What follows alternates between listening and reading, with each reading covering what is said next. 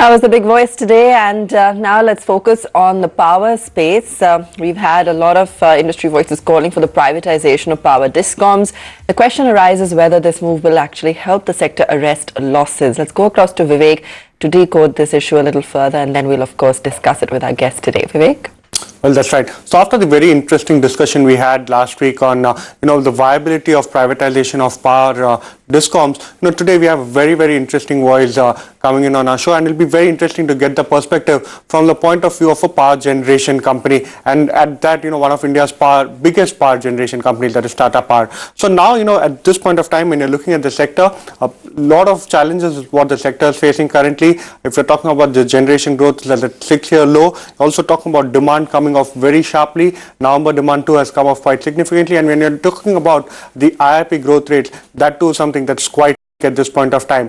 Even the demand for coal from power plants, which used to be incrementally higher every month, that too has ebbed off quite a bit from the recent highs.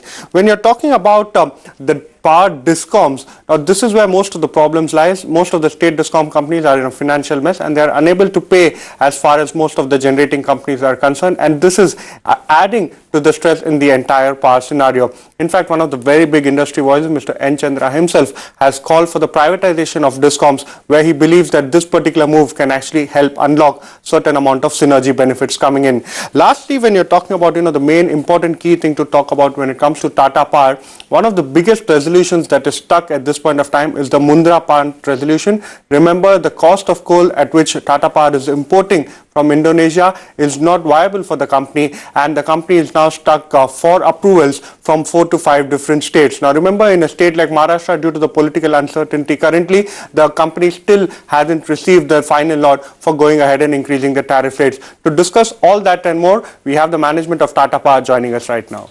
Praveer Sinha joins us now, CEO and Managing Director with Tata Power. Mr. Sinha, good morning. Thank you for joining us. Every time we've interacted in the past, you've been very vocal about flagging off the issues in the power sector. A year ago, there was some hope, but given how the dynamics are moving for the power sector and what is happening to government collection, GST, DISCOMs, are we reaching that stage of no hope for Indian power sector?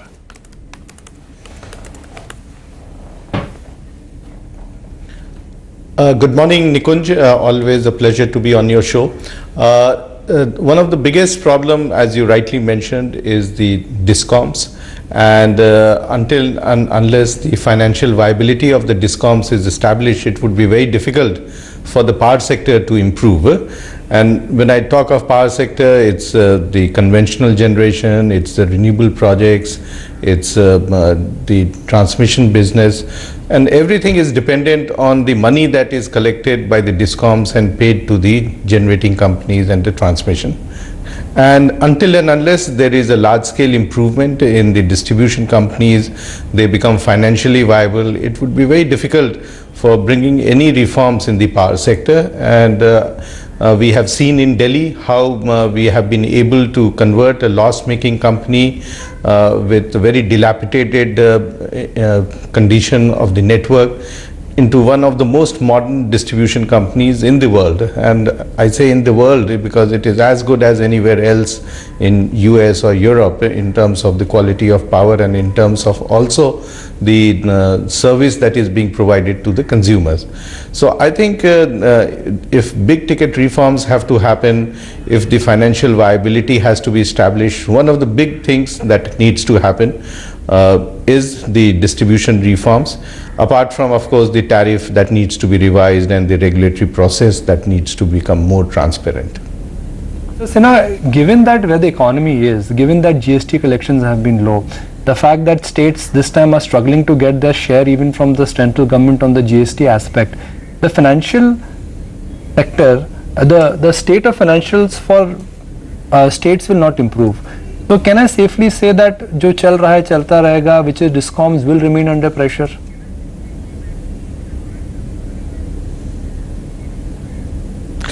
I don't think so. See, one of the big things that happened was Uday 3 years back, and Uday talked about transferring the losses of the DISCOMs to the state government, and this was done over a period of 3 years. And this year, 2019-20 will be the year when the total losses will get transferred to the state government. So the state government's financial condition will be under huge stress, and their ability to do the overdraft and get money for development programs, salary will be under stress. So it is very important that the reform takes place, because otherwise we are just moving from one of the Udays to the other Uday and the various other things that keeps on happening, but this is not moving the needle. So if the needle has to move, the reforms in the distribution sector has to happen. And I see that initial winds of change are happening. We have bid for Odisha, and I am expecting that the bid will get decided in the month of December. This is for Sesu, which is a large area consisting of 5 cities, and the areas nearby, which is nearly 30,000 square kilometer area. We have also been in discussion with another 4 states, and all of them are appreciating that the condition of the DISCOMS financially is unsustainable, and they have to do this sooner than later. Until and unless that happens, the power sector will continue to struggle, whether it is the stress asset or the long-term PPAs which have to happen, the renewable projects which are getting stuck up because the ability of the DISCOMs to purchase additional power is restricted. So I think in the long run, the only way that the sector can transform and change itself is through the distribution reforms, and I think the writing is there on the wall. And I just want to take a leaf, Mr. Sinha, from what my colleague was actually highlighting, what's going on within the power sector. And he noted that N. Chandra, that's your Tata Sons chairman himself, has called for privatization of power DISCOMs. We all know DISCOMs are bleeding, continue to do so. Do you really think the answer lies in privatization?